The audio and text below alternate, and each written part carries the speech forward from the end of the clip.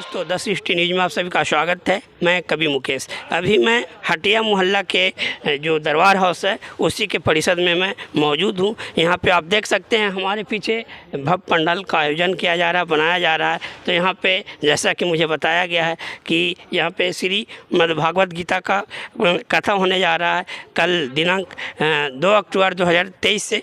तो जितने भी सिरघाटी वासी हैं जो श्रद्धालु यहाँ पे आना चाहते हैं, इस कथा वाचन का लाभ उठाना चाहते हैं, वो हमारे चैनल के माध्यम से सादर आमंत्रित हैं। आप आएँ। 3 बजे से 6 बजे तक संध्या में यहाँ पे श्रीमद् भागवत कथा का आयोजन किया जाएगा। यहाँ पे आचार्य महोदय भी पहुँच चुके हैं।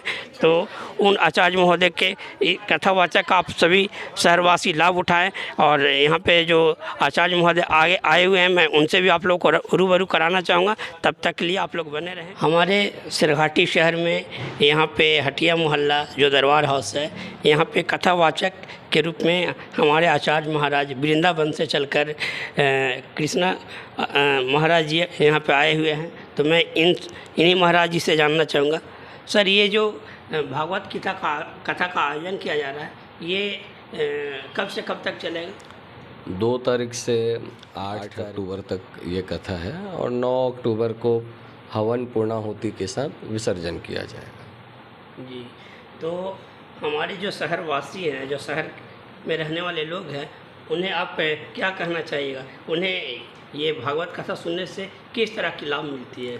हाँ, ये हमारा और नगरवासियों का परम सौभाग्य है कि पितृपक्ष में पितरों की प्रसन्नता के लिए, मोक्ष के लिए लोगों के मन में ऐसा विचार आता है कि हमको कथा सुननी चाहिए। शेरघाटी दरबार हाउस में ये कथा ऑर्गेनाइज केवल इसलिए की गई है कि परिवार के साथ साथ नगरवासियों को भी इसका लाभ मिले। शास्त्र कहता है कि भाग्योदयेन बहुजन्म समर्जितेन, अनंत जन्मों का जब पुण्यों का फल उदय होता है तब जाकर के श्रवण करने का लाभ मिलता है।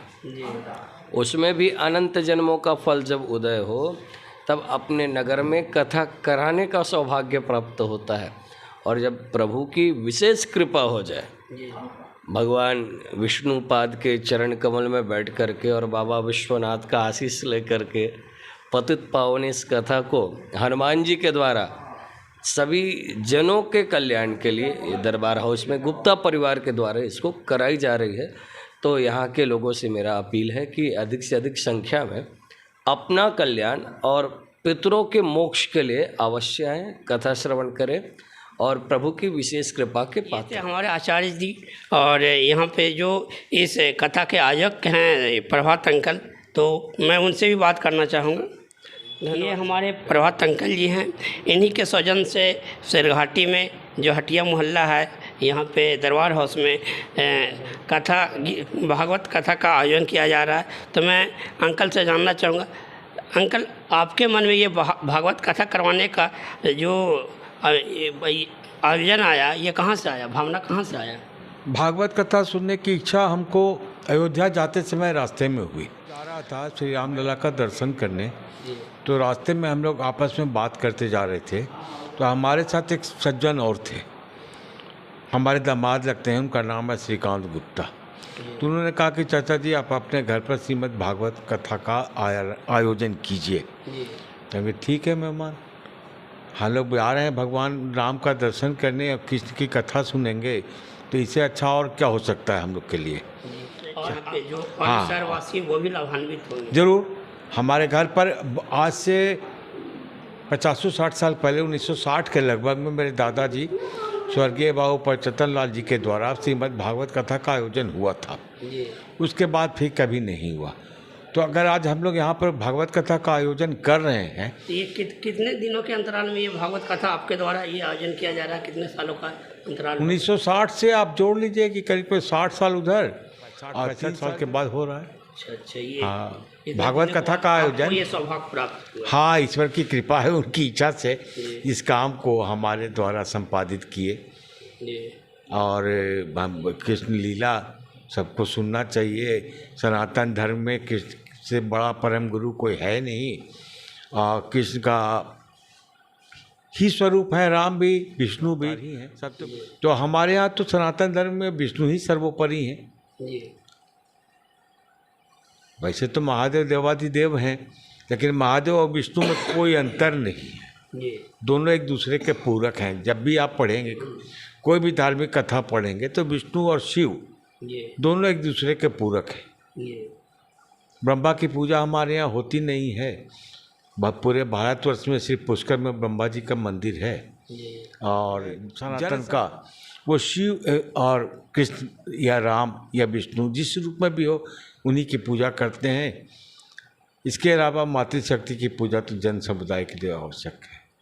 तो यहाँ पे आप जो पंडाल का भव्य निर्माण करवा रहे हैं, यहाँ पे कितने लोगों की बैठने की क्षमता है? देखिए, एक्चुअली क्या है कि हमारे मन में ये लगा कि लोग आएंगे कि नहीं आएंगे, लेकिन फिर भी यहाँ पर 500 आदमी तो आराम से बैठ जाएंगे। जी उसके बाद हमारा घर का इतना लंबा चौड़ा स्पेस है, कोई कहीं भी बैठ जाएगा, हम सारी जगह बैठने की व्यवस्था करेंगे।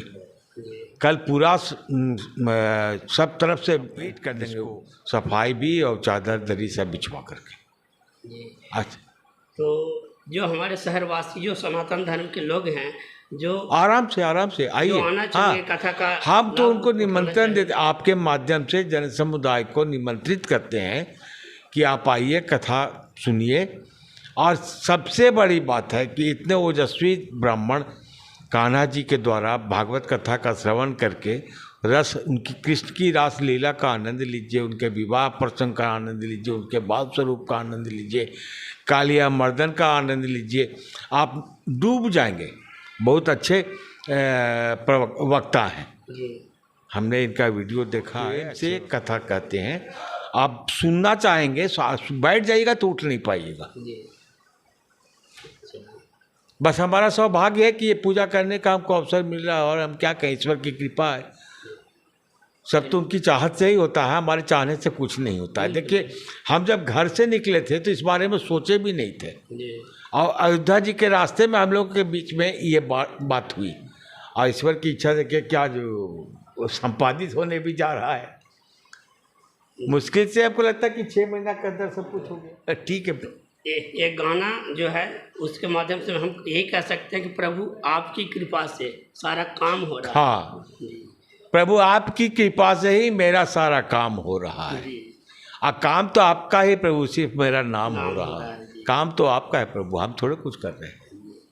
जय धन्यवाद। श्री राम, जय श्री जय श्री कृष्ण, राधे राधे। जी राधे राधे। Thank you.